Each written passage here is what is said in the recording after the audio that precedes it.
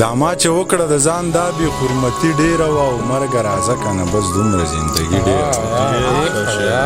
دا ما چې وکړه د ځان دا بې حرمتي ډېره وه او مرګه راځه که نه بس دومره زندګي ډېره وه او منیر که هر څو په تن غر و په زړه سندانو خو بربادۍ لی د یوې جینۍ ځواني ډېره منیر که هر څو په تن غر و په زړه سندانو خو بربادۍ لی د یوې جینۍ ځواني ډېره وه زړه صبرولی شي یو چا له منترونه ورځي که مونږ له چل راځي دی خلکو له چلونه ورځي او که کردارونو ته یې ګوري نو بیخي صفر دي خو د خبرو ورله غټ غټ کتابونه ورځي که کردارونو ته یې ګوري نو بیخي صفر دي خو د خبرو ورله غټ غټ کتابونه ورځي اذان کولی شي حاجي امامتي هم کوي منیر له هم د اخري لس سورتونه ورځي خبره د غنم نه تر جنت پورې کېده د زخر نه شورو و تر شربت پورې کېده او الله په دې پوهېدو چې داسې بل نه پیدا کومه دا ځکه دروازه د نبوت پورې کېده هغه سړی مین شو ولې بل شانې مین شو چې ټوقه به د چا په محبت پورې کېده او د حوس تندغرو خپلې تندې ماتولې یو خار کې مینه تش تر خپله جت پورې کېده د حوس تندغرو خپلې تندې ماتولې یو خار کې مینه تش تر خپله جت پورې کېده او هغه سړی مې نن په ډک بازار کې په سوال ولید خندا چې به یې زمونږ په غربت پورې هغه سړی مې نن په ډک بازار کې په سوال ولید خندا چې به یې زمونږ په غربت پورې او دغه آزاد نظم به درته ووایم چې پوره صدۍ جنګ وشو د تباهۍ جنګ وشو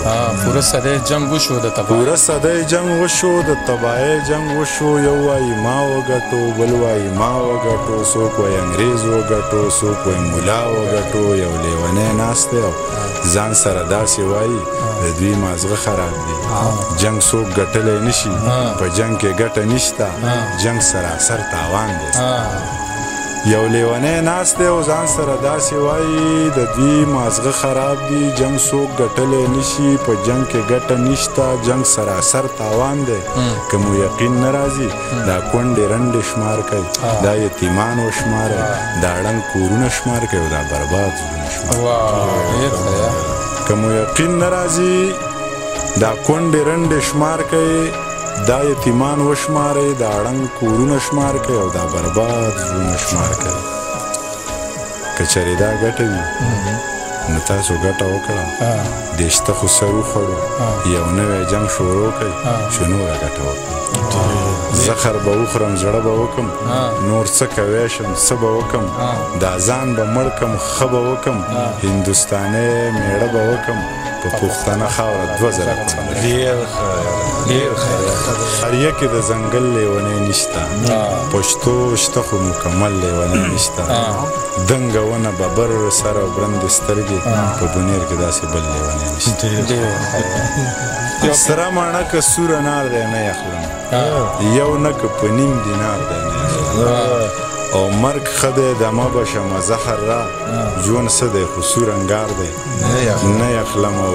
یو ځل چا مین طبیب له وړی وم ویلې دا د زړه بیمار دی نه یخلم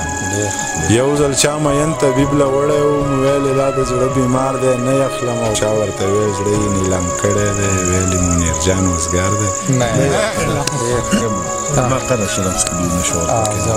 د یو غم د زغملو حوصله ورپکې نه وه ما قرض شراب څکلي وو نشه ورپکې نه وه حیران وم په ګودر کې پیغلې وي او شور یې نه و خو وروستو مې رایاد شو چې هغه ورپکې نه وه